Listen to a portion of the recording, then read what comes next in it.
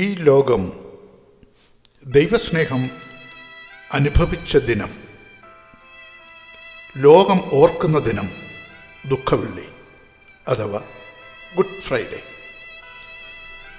കുരിശിനെ ധ്യാനിക്കുന്ന ദിനം, ആത്മീയ ചിന്തകളാൽ മനസ്സ് നിറയ്ക്കുന്ന, ഹൃദയം വൈകാരികമായി ഉണർത്തപ്പെടുന്ന ദിനം, കുരിശിലേക്ക് നോക്കുമ്പോൾ ഇടിമുഴക്കം പോലെ നമ്മുടെ ഹൃദയത്തിൽ ആഴത്തിൽ മുഴങ്ങിക്കേൾക്കുന്ന ചില ശബ്ദങ്ങൾ, നൊമ്പരങ്ങൾ, വിലാപം, തേങ്ങലുകൾ, സഹനങ്ങൾ, പ്രത്യാശ എന്നിവ എല്ലാം ഉണ്ട്.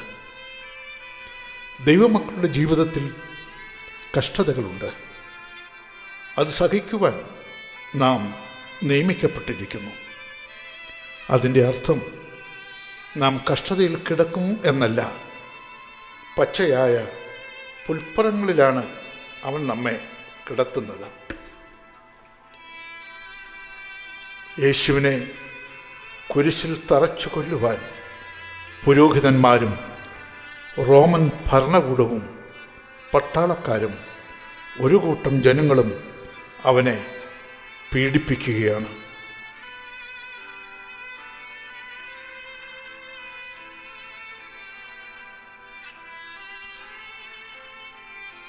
യേശുവിനോട് കാണിക്കുന്ന ക്രൂരത എത്ര വേദനാജനകമാണ്.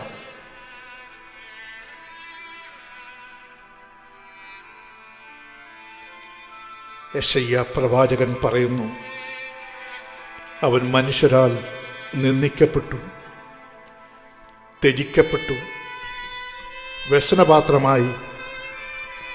അവർ അവനെ ആദരിച്ചില്ല. അവൻ നമ്മുടെ അതിക്രമങ്ങൾ നിമിത്തം മുറിവേറ്റും തകർന്നു. ശരീരം ചാട്ടവാറിൻ്റെ അടിയാൽ പിളർന്നുമിരിക്കുന്നു. മൃഗീയമായി അവർ ചാട്ടവാറുകൊണ്ട് അവൻ്റെ ശരീരം ഒഴിവുചാലുപോലെ കീറുകയാണ്.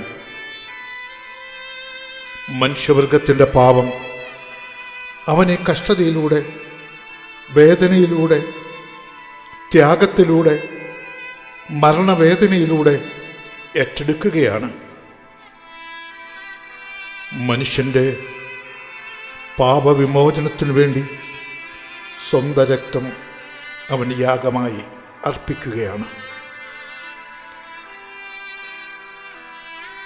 മനുഷ്യൻ്റെ ശാപം ഏറ്റെടുത്ത് മനുഷ്യന് അനുഗ്രഹം അവൻ തിരിച്ചു തരികയാണ് ഈ പീഡാനുഭവത്തിലൂടെ.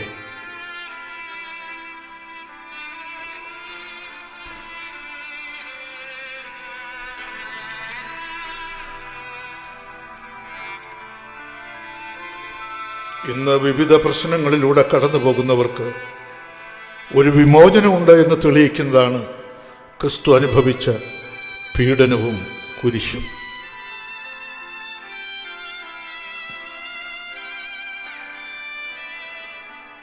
ഈ ക്രൂശ് വഹിച്ചുകൊണ്ട് കാൽവരുടെ മുകളിലേക്ക് പോകുന്ന യാത്രയിൽ പലപ്പോഴും അവൻ കാലിടറി വീഴുന്നു.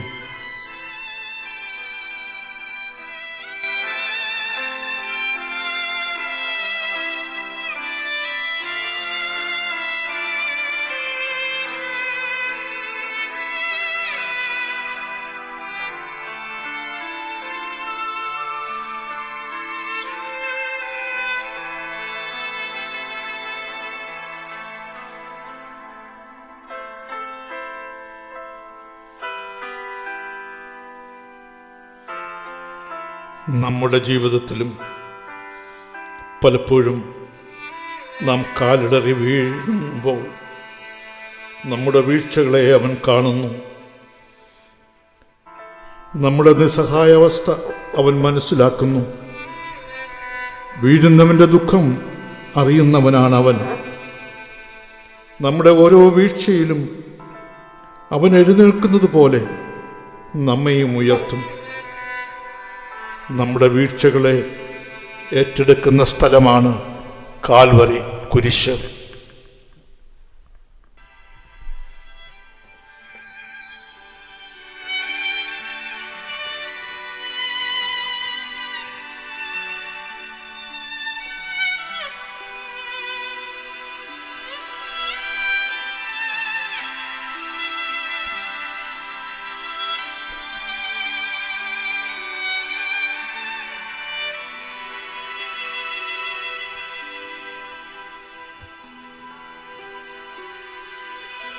രക്തത്തിൽ ഒട്ടിപ്പിടിച്ച അവൻ്റെ വസ്ത്രം അവർ അതിൽ ക്രൂരമായി ഉരിഞ്ഞെടുക്കുന്നു. അവർ അവനെ നഗ്നനാക്കി, അവനെ നിന്ദിച്ചു, അവനെ പരിഹസിച്ചു, അവനെ കളിയാക്കി, അവനെ ചൊല്ലി അവർ പൊട്ടിച്ചിരിച്ചു. ഒരു വേട്ടക്കാരൻ എന്ന പോലെ അവനോട് പെരുമാറി. നമ്മുടെ ജീവിതത്തിൽ ഉണ്ടായ പരിഹാസങ്ങൾ, കളിയാക്കൽ, നിന്ദകൾ എല്ലാം ഏറ്റെടുക്കുന്നതാണ് ഈ കുരിശ്.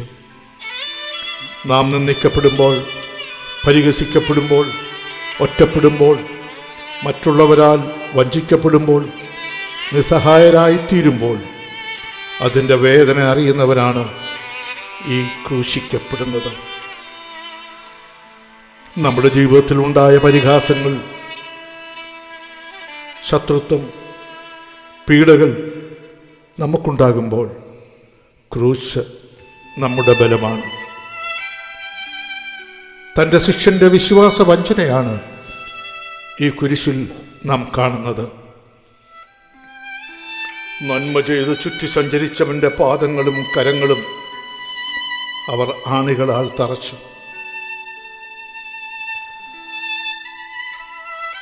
പലപ്പോഴും നാം ചെയ്യുന്ന നന്മ പ്രവൃത്തികൾ മറ്റുള്ളവർ പരിഹസിച്ചേക്കാം, അവഗണിച്ചേക്കാം. അപ്രകാരം ഉള്ള അനുഭവങ്ങളിൽ നാം തളർന്നു പോകാതെ മുന്നോട്ട് പോകുവാനുള്ള ഊർജമാണ് ഈ കുരിശ്.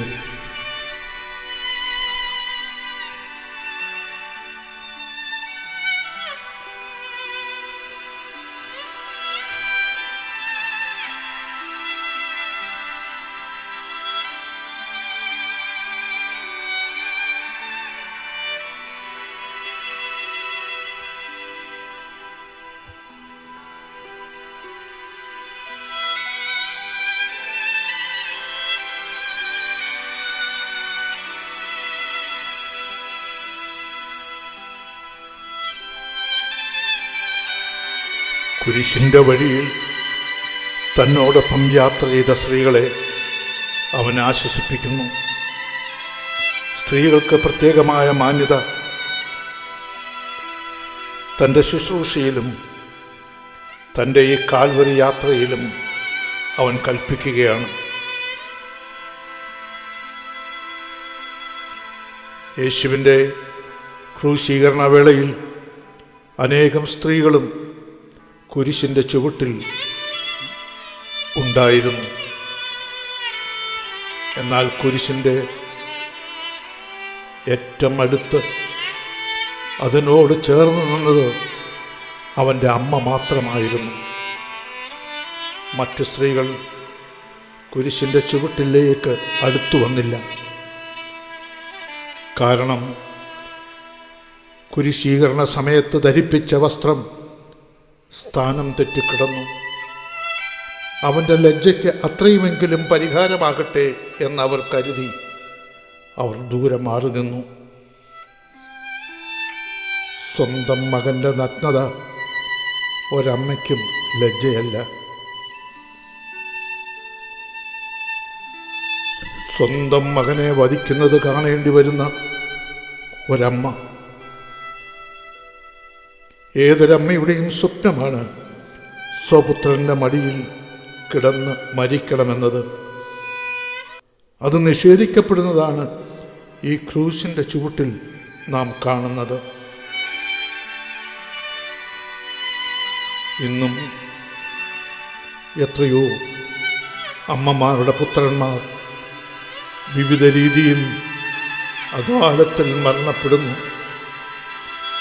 ആ ദുഃഖത്തിൻ്റെ നേർക്കാഴ്ചയാണ് ഈ കുരിശ്.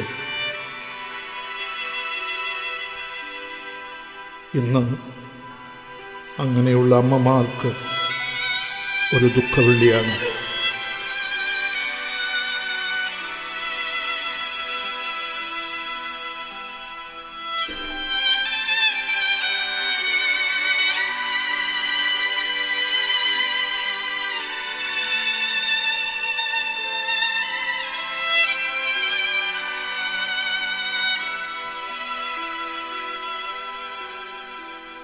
കുരിശിൽ കിടന്ന് പിതാവിനോട് പ്രാർത്ഥിക്കുമ്പോൾ പിതാവിൻ്റെ മറുപടി മൗനമായിരുന്നു.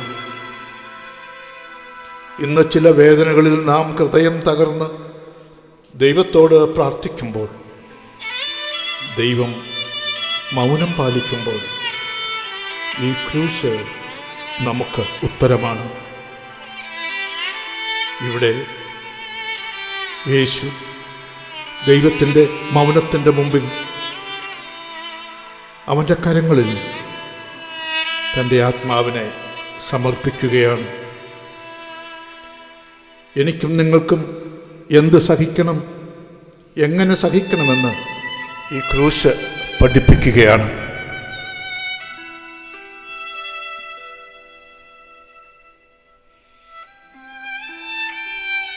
മരുഭൂമിയിൽ ഉയർത്തിയ പിച്ചള സർപ്പം പോലെ മനുഷ്യപുത്രനെ ഉയർത്തിയിരിക്കുന്നു. അവനെ നോക്കുന്നവർ, ആ കുരിശിലേക്ക് നോക്കുന്നവർ മരണത്തിൽ നിന്നും നിത്യജീവങ്കിലേക്ക് പ്രവേശിക്കുന്നു. അവൻ്റെ ശരീരം, അടിപ്പിണരുകൾ നമുക്ക് സൗഖ്യം, അവൻ്റെ രക്തം നമുക്ക് പാപവിമോചനം, വിശ്വാസിയുടെ രക്ഷയുടെ അടയാളം അവൻ്റെ കുരിശ്. മനുഷ്യനോടുള്ള ദൈവസ്നേഹത്തിൻ്റെ കൊടുമുടിയാണ് ഈ കുരിശ്. ദൈവിക സ്നേഹത്തിൻ്റെയും ക്ഷമയുടെയും സൗഖ്യത്തിൻ്റെയും ഇടമായ കുരിശിനെ ഈ ദുഃഖവെള്ളിയാഴ്ചയിലൂടെ നമുക്ക് നമ്മുടെ ഹൃദയത്തിലേക്ക് സന്തോഷത്തോടെ സ്വീകരിക്കാം.